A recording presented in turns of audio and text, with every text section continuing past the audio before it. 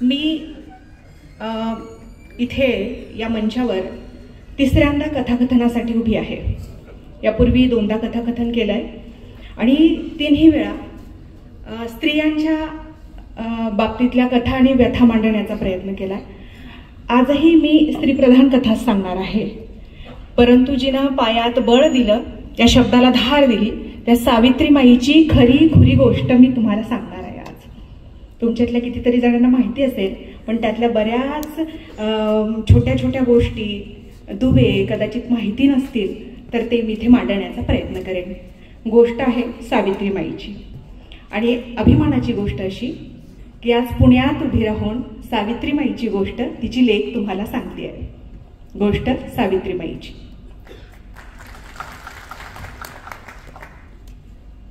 3 जानेवारी 1831 साताऱ्यातल्या नायगावी खंडोजी पाटलाच्या घरी एक गोरी पान तरतरीत नक्षत्रासारखी सुंदर पोर जन्माला आली। तिचं नाव ठेवलं सावित्री। सावित्री जन्माला आली आणि खंडोजी पाटलाला काय आनंद झाला माय, त्याचा आनंद गगनात मायेना, गावभर साखर वाटली खंडोजी पाटलानं। आज आम्ही पोरी पोटात मारायला लागलो आणि त्या काळात खंडोजी पाटलानं गावभर साखर वाटली। पोरीच्या जन्मामुळे काय आनंद झाला होता त्या बापाला। साऊ, सारे प्रेमानं लाडानं तिला साऊ म्हणायचे। प्रचंड लाड होता। खंडोजी पाटील आपल्या लाडक्या लेकीचा हवा तो हट्ट पुरवायचे। खेळकर, बोलकी, चिकित्सक आणि खोटं आणि चूक दिसलं की तिच्या तळपायाची आग मस्तकात जायची, हा तिचा लहानपणापासूनचा स्वभाव। साऊ जन्माला आली, हळूहळू मोठी होऊ लागली। आपल्या सवंगड्यांसोबत ती एकदा अमराईत गेली आणि तिथे गेल्यानंतर तिला दिसलं चित्र की एका झाडावर एक घरटा आहे आणि त्या घरट्यात पांढरी शुभ्र अंडी आहे आणि ती अंडी खाण्याच्या बेतात एक नाग आहे। तिनं ते पाहिलं, हा नाग त्या गरीब पक्ष्यांची अंडी खाणार म्हणजे त्यांच्यावर अन्याय की मी येऊ देणार नाही। तिनं काय केलं, तिच्या सगळ्या सवंगड्यांना ते चित्र दाखवलं। तिचे सवंगडी घाबरले आणि गावाकडे त्यांनी धूम ठोकली। सावित्री मात्र तिथंच, ती 7-8 वर्षाची सावित्री तिथंच पाय रोवून उभी राहिली। आणि काय करावं तिनं, तो नाग जसा जसा त्या अंड्यांच्या जवळ जातोय तसं तिने जवळच पडलेल्या कुचीदार दगड उचलला, नेम धरला आणि तो दगड त्या नागाला मारून फेकला। नागाला तो दगड लागला, नाग सळसळत करत तिच्या दिशेनं खाली आला, तिच्या जवळ आला, तिच्या अगदी जवळ आला। सावित्रीला काही सुचना काय करावं, तिच्या पायाजवळ तो आला, तिच्या पायाला दंश करणार तितक्यात लाकडाचा एक दांडगा तिथं पडला होता, तो तिनं उचलला आणि त्या नागावर ती दनादर वार करायला लागली। अत्यंत क्रुद्ध झाली होती ती छोटीशी चिमुरडी 7-8 वर्षाची आणि तोंडाने काय म्हणत होती माहितीये, शब्द काय होते, गरीब पक्ष्यांची अंडी खातोस होय, खाशील। आणि तो थोडाच वेळात गतप्राण होऊन तिच्या पायाजवळ पडला। सावित्रीला भान नव्हतं, केस विखुरलेले, डोळ्यात आग, परकराचा ओचा खोचलेला आणि तितक्यात किलबल गलबल गलबल ऐकू आली। पाहिलं तर काय, मागच्या बाजूला सगळे पालक आणि त्यांचे मुलं येत आहेत। एव्हाना नाग सावित्रीला चावला असेल असं सगळ्यांना वाटलं। पाहतो तर काय तिचा अवतार, रणचंडीचा अवतार नुसता, हातात लाकडाचा दांडगा, तो केस विखुरलेले, डोळ्यात आग, परकराचा ओचा खोचलेला। सगळेजण डोळे विस्फारून बघतच राहिले आणि खंडोजी पाटलानं तिच्याकडे एक दृष्टिक्षेप टाकला। ते ओठांनी तोंडाने काही बोलले नाही, पण त्यांची नजर बोलत होती। त्यांची नजर काय सांगत होती माहितीये, ही पोर काहीतरी वेगळी आहे बरं का, ही पोर काहीतरी वेगळी आहे। आणि महिलांच्या कर्तृत्वाचं किंवा त्यांच्या वेगळेपणाचं किंवा त्यांच्या वैशिष्ट्यांचं, त्यांच्या विशेषांचं असं जाहीर कौतुक करण्याचा तो काळ नव्हता आणि आजही किती आहे याबाबत माझ्या पुढे प्रश्नचिन्ह आहे। तर सावित्रीने त्या नागाला मारलंय, घरी आले, रोजचा दैनंदिन व्यवहार सुरू झाला। एके दिवशी ती बाजारात गेली आणि बापानं दिलेल्या पैशातून खाऊ विकत आणले आहे। रस्त्याने येताना तिनं पाहिलं, त्या रस्त्याच्या कडेला एक पांढरा शुभ्र जगा घातलेला एक फादर उभा आहे आणि त्याच्या हातात पुस्तकं आहेत बारीक बारीक आणि सगळ्यांना मोफत देतोय। तो मोफत मिळणार आहेत पुस्तकं आहेत, त्यात सुंदर सुंदर चित्र आहे। सावित्री हरकून गेली, माय एवढीशी 7-8 वर्षाची सावित्री सगळी गर्दी चिरत सावित्री मध्ये गेली, त्या फादरचा जगा ओढला आणि म्हणाली, मला पण एक पुस्तक पाहिजे फादर, मलाही एक पुस्तक पाहिजे। फादरला गंमत वाटली, एवढीशी चिमुरडी घाबरतच नाही कोणाला। त्यानं पुस्तक दिलं. माय असा आनंद झाला त्या इवल्याशा सावित्रीला. नाचत नाचत घरी आली आणि ते पुस्तक कुणाला दाखवू आणि कुणाला नाही असं तिला झालं. काळजा शिकवटाळून पुस्तक घरी घेऊन आली आणि घराच्या अंगणात खाट टाकून बाबा बसलेले. माय सावित्री नाचत नाचत आली आणि ते पुस्तक. बाबा बाबा अहो बघा ना मी काय आणले. बाबा बघा तरी इकडे मी काय आणले. बाबांनी वरती पाहिलं. बाबांच्या तळपायची आग मस्तकात गेली. एक जळजळीत कटाक्ष पुस्तकाकडं आणि सावित्रीकडे टाकला. एवढी लाडाची लेक, एवढी लाडकी लेक, पण तिच्या हातात पुस्तक पाहिलं आणि बाबा संतापले. बाबा खाटावरून उठले. दान दान दान पावलं टाकत तिच्या समोर आले. तिच्या हातातून पुस्तक हिसकावलं आणि तिला म्हणाले खूप रागानं, जाओ पुन्हा अशा गोष्टी घरात आणशील तर याद राख, अशा गोष्टी आणायच्या नाही घरात पुन्हा. ते पुस्तक घेतलं, उकिरड्यावर भिरकवलं. घरात आले. सायंकाळ झाली. सगळे जेवले. आता अलीकडे मुलं करायला लागलेत ना इमोशनल ब्लॅकमेलिंग, तसं सावित्रीने पण केलं. सावित्री त्या रात्री जेवलीच नाही. तिला वाटलं बाबा येतील, फार प्रेम करतात, लाड करतात माझे, बाबा येतील आणि म्हणतील उठव माय पुस्तक पाहिजे तुला, घेते पुस्तक जेवून घ्या. बाबा तिचेच बाबा होते, ते गेले नाही. सावित्री त्या दिवशी जेवली नाही. घरातली सगळी मंडळी जेवली, निजानीज झाली. सावित्रीचे डोळे हे सुजलेले. आकांतांडव केला, रडली, ओरडली, भेकली, काही उपयोग झाला नाही. त्या काळात स्त्रियांना पुस्तकाकडे बघण्याचा काय, अक्षर गिरवण्याचा काय, बोलण्याचा काय, सगळ्याच बाबतीत बंधन होती, मर्यादा होती. अजिबातच अधिकार नव्हता कुठल्याही पद्धतीने. तर सावित्री त्या दिवशी झोपली, पण झोप काही तिला येईना. डोळे हे सुजलेले, डोळ्यासमोर नुसतं ते पुस्तक फिरताय. आणि मग सगळे झोपल्यानंतर सावित्री बाहेर आली. मुख्य दरवाजा उघडला. अंगणात गेली. अंगणातून त्या उघड्याच्या दिशेने गेली जिथं पुस्तक फेकलं होतं. ते पुस्तक तिनं उचललं, इकडं तिकडं पाहिलं, परकराच्या ओच्यात लपवलं. घरात आली. घरात आल्यानंतर काय शोधावं तिनं? अडगळ. आम्हा बायकांचं अख्खं आयुष्य अडगळीत गेलो.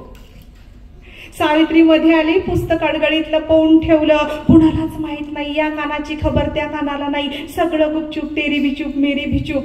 आणि काय झालं, ते हातात पुस्तक दिसल्यापासून खंडोजी पाटलांना वाटलं की आता हिचं लग्न लावून द्यावं. आणि मग 9 वर्षाच्या सावित्रीचं, म्हणजे त्या काळाच्या मानानं ती घोडनवरी होती. 9 वर्षाच्या सावित्रीनं 12 वर्षाच्या सावित्रीचं 12 वर्षाच्या ज्योतिबा बरोबर लग्न ठरलं. सुंदर शालू नेसली होती सावित्रीबाई. आणि इवलीशी साऊ सासरी निघाली. लग्न झालं. तोही घोडनवरा त्या काळाच्या मानानं, ही घोडनवरी. दोघांचं लग्न झालं. सासरी निघाली साऊ. साऊनं आपल्या बरोबर काहीच घेतलं नाही. तिची बावली, बोळकी, भातुकली काही घेतलं नाही. एकच गोष्ट घेतली. कोणती? पुस्तक. काय बरं या बाईला शब्दांचं, अक्षरांचं, पुस्तकाचं काय आकर्षण होतं. अडगळीतून पुस्तक काढलं, आपल्या शालूच्या कोपऱ्यात, पदराच्या कोपऱ्यात लपवलं. सासरी आली. सासरी आल्यावर नव्या नवरीनं काय शोधावं माय बहिणीनं, काय शोधावं? अडगळ. म्हटलं ना, आम्हा बायकांचं अख्खं आयुष्य अडगळीत गेलंय. सावित्री सासरी आली आणि तिथं तिने अडगळ शोधली. कुणाचं लक्ष नाही बघत तिने त्या पदराआडून ते पुस्तक काढलं आणि अडगळीत लपवलं. येताना जाताना रोज पाहायची त्या अडगळीकडे की कधीतरी मला ते पुस्तक हातात घ्यायला मिळेल. मी श्वास भरून, ऊर भरून त्याचा सुगंध घेईल नवीन पुस्तकाचा. त्याच्या मुखपृष्ठावरून हात फिरवेन, त्याच्या शब्दांवरून हात फिरवेन. तिला ओचाट होतं, काही येत नव्हता, वाचता येत नव्हतं, लिहिता येत नव्हतं. आणि मग एके दिवशी ती संधी आली, ती वेळ आली, ज्या दिवशी तिचं पुस्तक तिला डोळे भरून बघता येणार होतं. साऊच्या सासूबाई म्हणाल्या, साऊ आज ज्योतिबाला तू शिदोरी घेऊन जायची सांग शेतात. मी तर म्हणते जगातली ती पहिली सून असेल. सासूने काम सांगितल्यावर जिला आनंद झाला. सासूबाई म्हणाल्या, साऊ आज ज्योतिबाला तू शिदोरी घेऊन जायचीस ना शेतात. माया छोट्या साऊला असा आनंद झाला गरुड सर, असा आनंद झाला. साऊनं काय करावं, कामच करते म्हणाली. साऊनं टोपली घेतली. पूर्वी शिदोरी टोपल्यांमध्ये न्यायचे, त्याच्या धुडक धडूत उपरणं काहीतरी अंथरायचे, त्याचा सुगंध यायचा, प्रचंड सुगंध यायचा. ताकाचा, कालवणाचा, लोणच्याचा, चटणीचा, मिरचीचा, भाकरीचा, दशम्यांचा असा मिश्र सुगंध यायचा. सावित्रीनं ते टोपलं घेतलं, टोपल्यात ते धुडकं अंथरलं आणि भाकरी टाकली. पुन्हा भाकरी ठेवली, त्यावर कालवण, त्यावर भाकरी, पुस्तक ठेवलं, गपचूप ठेवलं. काय ठेवलं? पुस्तक ठेवलं, त्यावर पुन्हा भाकरी ठेवली आणि चारही त्या धुडक्याची जी काही कोपरे होते ते करकोचून बांधले आणि ती शिदोरी घेऊन माझी माय सावित्री निघाली शेताकडं. ज्योतिबा वाट बघत होते. सावित्री शेतात पोहोचली. काळजाचे ठोके धाड धाड वाटतायत. आता काय होणार, कसं होणार? ज्योतिबांना कळलं तर मी पुस्तक आणलंय. कारण आतापर्यंत ज्यांनी पुस्तक पाहिले माझ्या हातात त्यांनी चिडचिडच केली आहे, संतापच केला, रागच. मला कधी ऊर भरून ऊर भरून मोकळा श्वास घेता येईल आणि ऊर भरून याचा सुगंध काळजात साठवून घेता येईल. मग काय, गेली शेतात. ज्योतिबा आले हात धुवून जेवण्यासाठी. सावित्री माईनं शिदोरी उघडली, चारही कोपरे उघडले त्या धुडक्याचे, भाकरी काढली, कालवण, भाजी, काय असेल चटणी त्याच्यावरती ठेवली आणि पहिलाच घास ज्योतिबा घेणार. पहिलाच घास, कोरवर भाकरी तोडली आणि घेणार घास तोंडात. तितक्यात सावित्री माईनं त्या भाकरी खालून हळूच पुस्तक काढलं. काळजाचे ठोके धाड धाड धाड वाजताय, प्रचंड गलबल आहे, प्रचंड घालमेल आहे, प्रचंड अस्वस्थता आहे, प्रचंड बेचैनी आहे. आणि अशा वेळी, अशा प्रसंगी, त्या क्षणी ज्योतिबांचं लक्ष तिच्या हातातल्या पुस्तकाकडे गेलं आणि ज्योतिबांचा हातातला घास हातातच राहिला. काय ग साऊ, पुस्तक आणलंस तू? शिकायचंय तुला? अगं अक्षर गिरवायचेस, बोल ना, बोल, शब्द गिरवायचेत तुला, शिकणार आहेस तू? भाराखडी गिरवशील? हो हो हो म्हणत माझ्या माय सावित्रीनं होकारा दिला आणि त्या दिवसापासून गाडीची लेकडी आणि शेतीतली त्या मातीची पाटी आणि भारतातली पहिली स्त्री शिक्षित होऊ लागली, जिला आपण म्हणतो क्रांती ज्योती, आद्य शिक्षिका, पहिली प्रशिक्षित शिक्षिका, मुख्याध्यापिका सावित्रीबाई शिक्षित होऊ लागली. गाडीची लेखणी, मातीची पाटी, माझी माय सावित्री शब्द गिरवायला लागली. माणसाला अक्कल येते, माणूस विचार करू लागतो. माणसाला शिक्षणामुळे ही जाणीव होते की माझ्या धडावर हे ठेवलंय, हे काहीतरी कामासाठी आहे, त्याच्यात एक पदार्थ आहे, त्याच्यात एक अवयव आहे, त्याच्यात एक गोष्ट आहे, मेंदू, तो वापरायचा असतो. सावित्री शिकली. सावित्री प्रश्न विचारायला शिकली. शिक्षण माणसाला जाब विचारायला शिकवतं, खरं खोटं काय आहे याचा निवाडा करायला शिकवतं, सतत विवेक बुद्धी जागृत करतं. प्रश्न विचारणं फार छान गोष्ट आहे, पण अलीकडे ते फार वाईट म्हणत झालंय. आणि त्यात ते प्रश्न जर स्त्रियांचे असतील तर हा अरा इतकं वाईट आहे.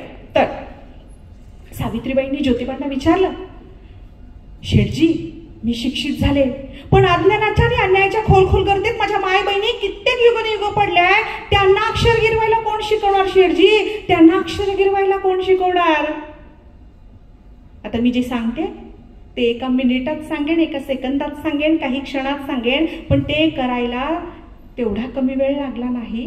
किती हालअपेष्टा, अन्याय, त्रास सहन करावा लागलाय ते ज्योतिबा आणि माय सावित्रींनाच माहिती.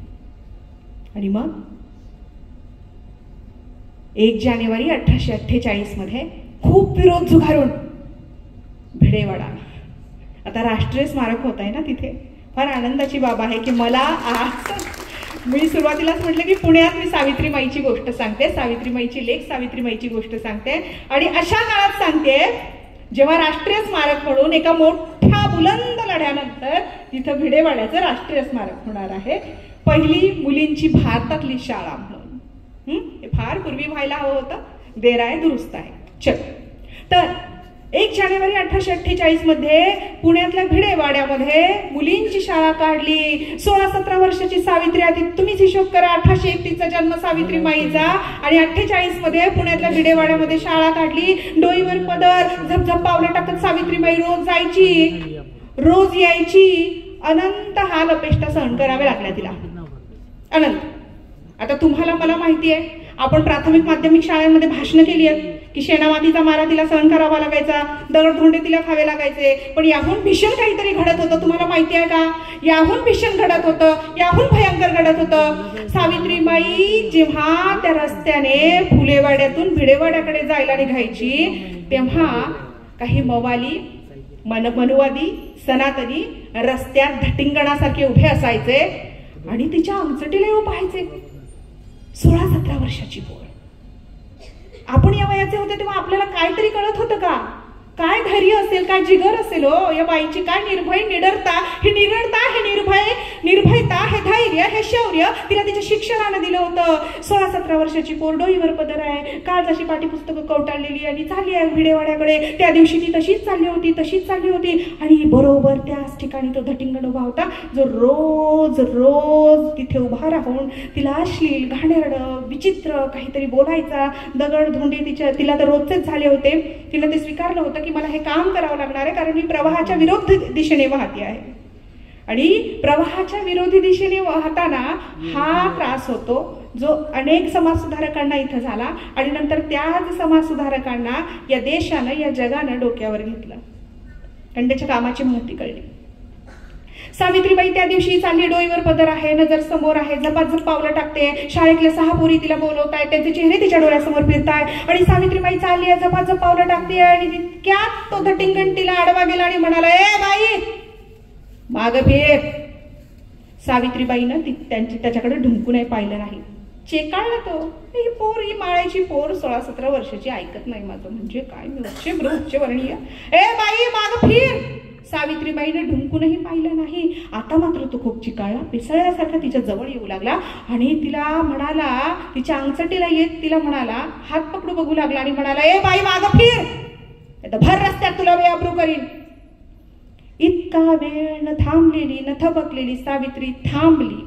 डोईवरचा पदर खाली आला, त्या चौकात कमरेला खोचला, काळजाजवळ कवटाळलेली पुस्तक आणि पाठीजवळच्या ओट्यावर ठेवली. माग फिरली सावित्री, त्याच्या दिशेने येऊ लागली. दान दान दान पावलं टाकत त्याच्या पुढ्यात आली, त्याच्या नजरेत नजर घालून उभी राहिली आणि सानकन त्याच्या थोबाडीत दिली.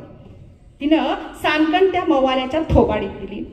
क्रांती, चूक आणि अन्याय अजिबातच सहन न करणारी, न होणारी. आणि शिक्षणाने तर आपल्याला खूप सुबुद्ध केलंय. सावित्री बर का बाळा, तर इतका वेळ थबकलेली सावित्री थांबली, त्या मवाल्याच्या थोबाडीत मारली आणि तशाही अवस्थेत ती पाठी पुस्तकं उचलून पुन्हा ती शाळेकडे जायला निघाली. मला सांगा, कोणती मुलगी महिला आहे तिची चुकी नसताना, मी म्हणते असतानाही करू नये, की भर रस्त्यात तिला बेअब्रू करेन? तुम्हाला हे परवाने कोणी दिलेले आहेत? सावित्रीनं ते काळजाशी कवटाळलेलं पाठीपुस्तक, डोईवरचा पदर, पुन्हा शाळेत गेली, पोरींना शिकवलं, सायंकाळी घरी आली आणि स्मशान शांतता. आम्हाला बंडखोर बाई आवडत नाही, पहिल्यापासून आवडत नाही, आम्हाला कधीच आवडत नाही. ती चूक, ती बरोबर असली तरी आवडत नाही. चुकीचं तर सोडून द्या हो, ती बरोबर असली ना तर आम्हाला अधिक आवडत नाही. सावित्री घरी आली, स्मशान शांतता, कुणाशीच कुणी बोलेना, तिच्याशी तर कुणीच बोलेना. कसं असतं, आपण एखादी कृती केली, आपण एखादा निर्णय घेतला तर बोला आमच्याशी. माणूस समाजशील प्राणी आहे ना, बोला आमच्याशी. शिव्या द्या, शाप द्या, भूषण द्या, दूषण द्या, अरे पण काहीतरी बोला आमच्याशी. सावित्रीबाईला तसं झालं, प्रचंड घालमेल झाली मनामध्ये, अस्वस्थ झाली, कुणीच बोलेना. काय चुकलं माझं? सावित्रीबाई घरी येईपर्यंत बभरा झालेला सगळा बोबाटा अख्ख्या पुण्यात त्या पोरीनं त्या मवाल्याच्या थोबाडीत मारली. घरपर्यंत ती गोष्ट आलेली, कोणीच बोलेना सावित्रीबाईशी. खरं तर शाबासकी द्यायला हवी होती, पण त्यावेळची वैचारिकता काय होती, त्यावेळच्या घराघरात काय वातावरण होतं, जुन्या माणसांचे काय विचार होते, अलीकडे फार काही बदलले असं मला वाटत नाही. तर सावित्रीशी कुणीच बोलेना. आणि अशा वेळेला ती घालमेल शमवणारा, तिची अस्वस्थता थांबवणारा, तिच्या मनातली चलबिचल थांबवणारा एक हात भक्कम हात तिच्या खांद्यावर आला. कुणाचा होता माहितीये तो हात? तो हात होता ज्योतिबांचा. तो हात तिच्या खांद्यावर आला आणि त्याच्या पाठोपाठ एक सुंदर वाक्य आलं. ते वाक्य म्हणजे जगातलं सगळ्यात सुंदर वाक्य असेल, एका नवऱ्यानं एका बायकोसाठी उच्चारलेलं, एका माणसानं एका बाईसाठी उच्चारलेलं. काय वाक्य होतं माहितीये? ते ऐकायचंय तुम्हाला? अत्यंत सुंदर वाक्य. काय म्हणाले माहितीये ज्योतिबा? ज्योतिबा म्हणाले, अशीच वाघासारखी जग, वाघासारखी जग. काय पाहिजे हो? मी तर म्हणते अख्खं जग आडवं गेलं ना बाईला, आणि जन्माचा साथीदार किंवा घरातला हक्काचा पुरुष कोणीही तिच्या पाठीशी उभा असेल ना, तिला परवा नसते कशाची आणि गुणाची. सावित्रीबाईचं जे जोमानं काम सुरू झालं ते प्रचंड प्रचंड मोठं काम. आता मी काही सांगायची गरज नाही, त्याच्यामुळेच आपण इथं आहोत, मी इथं आहे. तर आता सावित्री आणि ज्योतिबा रोज शाळेत जाऊ लागले. फातिमा बी आल्या. फातिमा बी आल्या. लहूजी वस्ताद आले. जोडले गेले सगळे. अकेले ही चले थे मगर लोग मिलते गए और कारवा बनता गया. इतकं साधं सोपं नाही या दोन ओळीत, इतकं प्रचंड संघर्ष आहे. आणि मग अशा वेळी हे त्या सनातन्यांना कसं बघवलं जाणार बरं? त्यांनी काय करावं? हे दोघे शाळेत गेलेले असताना सगळी भट मंडळी घरी आली. कुणाकडे? गोविंदराव गोरेंकडे. गोविंदराव गोरे कोण? ज्योतिबांचे वडील. आणि भट मंडळी म्हणली, अरे गोविंदा, तुझ्या लेकानं आणि तुझ्या सुनेनं जी काही थेर लावलीत ना पोरींना शिक्षित करण्याची, ती थांब हो. या बहुजनांना कशाला शिक्षित करायचं? पडलेत चढलेत किडलेत तिथंच राहू देत की कशाला करतायत? तुझी सून आणि तुझा लेक हे काम. हे बघ, निक्षून सांगतो तुला गोविंदा, त्यांना हे काम करण्यापासून थांबव, नाही तर तुला वाईट टाकू हो. हे बोलून ते निघून गेले. गोविंदराव जुन्या विचारांचे, म्हणजे एखाद्याला वाईट टाकणं किंवा बहिष्कृत करणं हे जुन्या विचारांच्या आणि जुन्या माणसांना पटण्यासारखं नव्हतं. गोविंदराव म्हणाले की ते दोघे आले की मी त्यांना समजावून सांगतो. प्रचंड अस्वस्थ झाले ते. सायंकाळची वेळ झाली. शाळेतून या दोघांची घरी येण्याची वेळ. मागे हात बांधलेले गोविंदरावांनी एरझाऱ्या घालतायत, यांची वाट बघतायत. आणि ज्योतिबा आणि सावित्री आले. आणि गोविंदराव म्हणाले, तिथेच थांबा, एक पाऊल पुढे टाकायचं नाही, घरात यायचं नाही, तिथेच थांबा. दोन पर्याय तुमच्या पुढ्यात ठेवतो, एक तर घर सोडायचं किंवा समाजकार्य सोडायचं. ज्योतिबा आणि सावित्रीचं उत्तर तयारच होतं. काय होतं? समाजकार्य सोडणार नाही म्हणे. घर सोडलं. नेसत्या वस्त्रांशी दोघी जण बाहेर पडले. नेसत्या वस्त्रांशी दोघी जण बाहेर पडले. स्वतःच्या संसारावर तुळशीपत्र ठेवलं. समाजाचा संसार सुरू झाला. ज्योतिबा आणि सावित्री उगाच म्हणत नाही हिमालया एवढं काम आहे त्यांचं. घर सोडलं. गंजपेठेत आले. फातिमा बी आणि उस्मान शेखने त्यांना निवारा दिला आणि जोमानं काम सुरू झालं. चिकाटी होती, बुद्धिमत्ता होती, धडपड होती, तळमळ होती आणि अन्यायाची जाणीव होती. हे महत्वाचं. आणि मग शाळा सुरू झाली. चंद्रमौळी झोपडीत ज्योतिबा आणि सावित्री काही दिवस राहिले. आणि एके दिवशी सकाळी ज्योतिबा घराबाहेर गेले. दुपारी परतून आले तर पाहता काय, जुन्या गोधडीला टाके घालत बसली आहे सावित्रीमाई. आणि चेहरा खूप मलूल, खूप नाराज, खूप दुःखी. अरे, ज्योतिबा बाई म्हणायचे सावित्रीबाईला, बाई, अहो मी सकाळी गेलो तर तुम्ही हसत बोलत होतात, काय झालं? सावित्रीबाई एक नाही दोन नाही, अहो काय झालं सांगा तरी. तुम्ही सांगितल्याशिवाय कसं कळेल मला? कुणी आलं होतं, काही बोललं तुम्हाला? सावित्रीबाई ओक्साबोक्षी रडायला लागल्या. ज्योतिबा कोड्यात पडले. झालं काय? बाई तुम्ही सांगितलं नाही तर कसं कळेल मला? काहीतरी बोला, काहीतरी सांगा. आवंढा गिळला, डोळे पुसले आणि सावित्रीबाई म्हणाल्या, शेठजी, सकाळी कचरा कुंडीवर गेले होते मी कचरा टाकण्यासाठी. आणि तिथे भयंकर मनाला विदीर्ण करणारं दृश्य पाहिलं शेठजी मी. नुकतंच जन्माला आलेला अर्भक कुणीतरी टाकलं होतं आणि ते येवल्याशा अर्भकाचे लचके कुत्रे तोडत होते. म्हणाले रक्तबंबाळ झालेलं ते अर्भक, त्या बाळाचा काय दोष, त्याचे आई बाबा कुठे गेले, त्याची काय चुकी, त्याला का टाकलं असं कुत्र्याचं खाद्य म्हणून त्या उकिरड्यावर. शेठजी आपल्याला हे थांबवता येईल का, काय करता येईल शेठजी? शेठजींनी घट्ट डोळे मिटले आणि सावित्रीबाईंना म्हणाले, हा समाज बाईला धड जगू देत ना मरू देत. बालाजरठ विवाह, सतीची चाल, बऱ्याच गोष्टी त्यांनी सावित्रीबाईंना सांगितल्या. सावित्रीबाई म्हणाल्या, मला माहित नाही, पण अर्भक असं कुत्र्याचं खाद्य म्हणून उकरड्यावर दिसायला नको. आणि कोणती आडलेली नडलेली महिला, तिनं पण नदी नाला ओहोळ जवळ करायला नको. काय करता येईल शेठजी? शेठजी आणि बाई पहाटे मध्यरात्री निघायच्या कंदील घेऊन. आडवणी रस्ते असतील, पूल असेल, नदी नाले ओहोळाचा जवळची जागा असेल, तिथे निघायचे. का? झोपा येत नव्हत्या त्यांना, निद्रा नाश होता. कशासाठी? की अशी अडलेली नडलेली महिला नदी नाला जवळ करू नये, एखादा अर्भक त्याचं कुत्र्याचं खाद्य म्हणून टाकू नये, त्याचे हाल होऊ नयेत. त्याने जो जगच पाहिलं नाहीये, त्याचा काय दोष, तो जन्माला आला. आणि अशा वेळेला कंदील घेऊन दोघे बाहेर निघायचे. असेच एका पहाटे ते निघालेले आणि आणि आणि त्या पुलावरून एक पांढरी शुभ्र आकृती उडी घेण्याच्या, उडी मारण्याच्या बेतात आहे. त्यांनी पाहिलं की आत्महत्या करते कोणतरी महिला आहे. सावित्रीबाईंनी कंदील ज्योतिबांच्या हातात दिला. सुसाट वेगानं जीव मुठीत धरून त्या पळाल्या आणि तिचा दंड पकडला, तिला मागे खेचलेत. बाई गं, काय करतेस तू, जीव देतेस? ती धसाडसा रडायलाच लागली. ती होती काशीबाई नावाची एक ब्राह्मण स्त्री. तिचं शोषण झालं होतं, ती गर्भार होती. तिच्याकडे निरखून पाहिलं, तिचे दिवस भरत आले होते.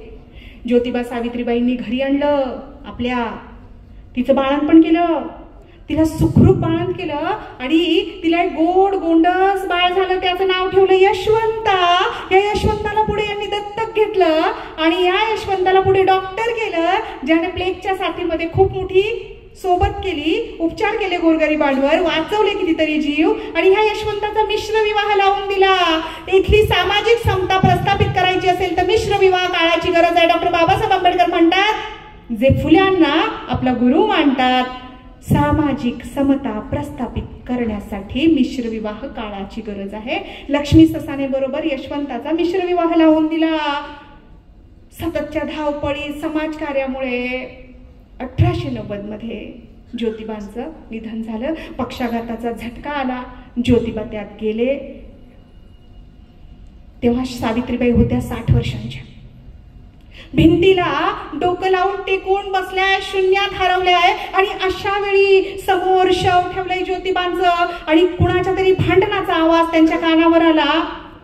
सुरुवातीला त्यांनी दुर्लक्ष केलं, त्यानंतर त्यांनी नीट चमकून निरखून पाहिलं तिथे, तर त्यांचा तो दत्तक मुलगा यशवंत आणि त्यांच्या दिराची मुलं म्हणजे महात्मा फुले ज्यांचे चुलते होते, अशी पुतण्यांचे. आणि या दत्तक वारसामध्ये भांडणं सुरू आहेत. भांडणं कशावर सुरू आहे की शवासमोर टिटवं धरून जो चालतो ना, ते टिटवं तू धरायचं नाहीस, तू अनावरच आहेस, पैसा बोलताय बघा बरं. आता तुम्ही म्हणणार टिटवं धरणं साधी गोष्ट आहे. हिंदू धर्मात अशी मान्यता आहे की त्या शवासमोर टिटवं धरून जो चालेल तो त्या मेलेल्या मृत व्यक्तीच्या संपत्तीचा वारसदार. मग सगळ्यांचीच माया अशा वेळी दाटून येते. टिटवा मी धरणार, मी धरणार, मी धरणार आहे. तू कसला काय अनावरत संतती आहेस, तू दत्तक पुत्र आहेत त्यांचा, तू टिटवा धरायचं नाही. टिटवा आम्ही धरणार, आम्ही रक्ताचे आहोत त्यांच्या, नात्याचे आहोत त्यांच्या. हे भांडण काही शमेना, हे काही भांडण थांबेना. आणि अशा वेळेला सावित्रीबाईंना जन्माचा साथीदार गेला, तेव्हाही क्रांती करावी लागली. तिला उगाच आपण क्रांती ज्योती म्हणत नाही. 60 वर्षाच्या सावित्रीबाई उठल्या, डोईवरचा पदर पुन्हा खाली, कमरेला खोचला, डोळे पुसले, उठल्या, त्या त्यांच्या जवळ गेल्या आणि म्हणाल्या, भांडण बंद करा. माझी शेठजी इथं गेले, तर तुम्हाला कसलं पडलंय टिटव्याचं? टिटव्याचं नाही हो, तुम्हाला पडलंय संपत्तीचं. टिटवं तुम्ही धरायचं नाही, टिटवं मी धरेन. सावित्रीबाईंनी टिटवत धरलं. पुढची क्रांती आहे का? ज्योतिबांच्या शवाला अग्नी सुद्धा सावित्रीबाईंनी दिला. बात हे 1890ची. आज आहोत आपण 2023 मध्ये. दिसतं का असं चित्र? आम्ही बदलायलाच तयार नाहीत. आम्ही ब्रँडेड कपडे, फोन, शूज सगळं वापरू, पण आमचे विचार अजून ब्रँडेड व्हायला तयार नाहीत. हो, जे सावित्रीबाई आणि ज्योतिबांचे होते, इथल्या महामानवांचे आणि महापुरुषांचे होते. सावित्रीबाईंनी ज्योतिबाच्या शवाला अग्नी दिला. आणि शेवटच्या प्रसंगाकडे मी येते. 1897 मध्ये पुण्यात प्रचंड मोठी प्लेगची साथ निर्माण झाली. 2021ला ज्या ऐतिहासिक कोरोनाच्या साथीतून आपण गेलो, पुढची पिढी आपल्याला विचारेल, आपल्याला सांगावं लागेल. आपण सांगू तेव्हा, होय आम्ही पाहिली ती दुष्ट लाट, जिथं घराची घरं मेली, जिथं गावाची गावं मेली. प्लेगची साथ आली 1897 मध्ये. सत्यशोधक समाजाचे कार्यकर्ते सावित्रीबाईंनी बरोबर घेतले. घर घर पिंजून काढलं. गावाची गावं ओस पडत होती. गुरं, चिलट सुद्धा दिसत नव्हती गावात. एवढी मरी आली होती. मरी म्हणायची तिला, मरी आईचा फेरा. आणि मग मरी आली होती. माणसं मरून पडत होती. अशा वेळेला स्वतःच्या जीवाची पर्वा न करता पायाला भिंगरी बांधून मै माय सावित्री, 60-62 वर्षाची मै माय सावित्री, नाही 97 म्हणजे त्या किती 67 वर्षाच्या होत्या. आणि 67 वर्षाची सावित्री माय, तिचं नेटानं जोमानं काम सुरूच होतं. कारण जाताना ज्योतिबांना शब्द दिला होता, तुम्ही आणि मी सुरू केलेलं सत्यशोधक समाजाचं काम शेवटच्या श्वासापर्यंत मी सुरू ठेवे. आणि सावित्रीबाई आपल्या शब्दाला जागल्या. सावित्रीबाईंनी सत्यशोधक समाजाचे कार्यकर्ते बरोबर घेतले. घर घर पिंजून काढलं. तिथं एका घरासमोर गेल्या आणि थबकल्या. तिथं मोठ्यानं हंबरडा फोडल्याचा एका बाईचा आवाज आला. त्यांनी घरात डुंकून पाहिलं. एक 9-10 वर्षाचं पोरग, त्याचं नाव पांडुरंग, दलिताचं पोरग, दलिताचं घर, हायजीन तिथं नाहीच आहे काही. आणि तिथं प्लेगच्या साथीमुळं त्याला संसर्ग झालाय आणि तो प्रचंड तापानं फणफणला आहे. त्याच्या काखेत आणि जांघेत गाठी दिसत आहेत. आणि ती बाई एकुलता एक लेक तिचा, ती छाती बडवून घेते, रडते, ओरडते. आणि अशा वेळेला कुणीच तिच्या त्या जवळ जायला तयार नाहीये. प्लेग कशामुळे होतो? पिसवांमुळे होतो. उंदराच्या अंगावर पिसवा होता आणि त्या पिसवा माणसाला चावला की प्लेग व्हायचा. आणि मग काय झालं? सावित्रीबाईंनी क्षणाचा विलंब केला नाही. ती आई नव्हती, पण ती बाई होती. हे पुरेसं होतं त्यासाठी. सावित्रीबाईंनी अजिबात क्षणाचाही विलंब केला नाही. मध्ये गेल्या त्या पांडुरंगाला आपल्या पाठीवर घेतलं. पाठगुळी सुसाट वेगानं ससाण्याच्या माळरानावर धावत सुटल्या. कारण तिथं तात्पुरता दवाखाना थाटून दिला होता. कुणाला? यशवंतासाठी. तिथं गेल्या आणि तिथल्या खाटेवर पांडुरंगाला ठेव टाकलं. पांडुरंगावर लगेच इलाज केला कुणी? यशवंतानं. पांडुरंग वाचला. पण हाय रे दुर्दैव, त्याला पाठीवरून आणताना माझ्या माय सावित्रीला प्लेगची लागण झाली. तिला भयंकर ताप भरला. तिच्या काखेत आणि जांघेत गाठी दिसू लागल्या. काही केल्या ताप उतरना. प्रयत्नांची पराकाष्ठा केली यशवंतानं आपल्या मायला वाचवण्यासाठी, तुमच्या माझ्या मायला वाचवण्यासाठी. पण त्याला यश आलं नाही. आणि समाजकार्यासाठीच शेवटचा श्वासही जसा ज्योतिबांना शब्द दिला होता सावित्रीबाईनं, तसा शेवटचा श्वासही समाजकार्य करतानाच घेतला. माणसं असेपर्यंत त्यांची किंमत वाटत नाही. माणसं गेली की मग अरण्य रुदन करण्यात काही अर्थ नसतो. जे काही समतोल विचार करतात, सम्यक विचार करतात, त्यांना खूप आतून वाटत होतं, प्रकर्षाने वाटत होतं की भिडेवाड्याचं जतन व्हावं. आणि आज अशा प्रसंगी मी इथे बोलते की तो निर्णय झालाय. भिडेवाडा जुना जमीनदोस्त केला आणि राष्ट्रीय स्मारक उभं राहत आहे. सावित्रीबाईंचं आयुष्य म्हणजे मला नेहमीच काव्यात्म न्याय वाटत आलेला आहे. जिथं विरोध झाला तिथंच दिमाखात सावित्रीबाई फुले पुणे विद्यापीठ आहे आणि त्या पुणे विद्यापीठामध्ये एक भव्य दिव्य असा सावित्रीबाईंचा पुतळा आहे. सावित्रीबाईंच्या कार्यापुढे मी नतमस्तक होते. आणि याच्यातून आपण काय संदेश तुमच्या सोयीनं घ्यायचा ते ठरवूया आणि सावित्री आणि ज्योतिबाचे लेख म्हणून आपण पुढे जाऊया. धन्यवाद.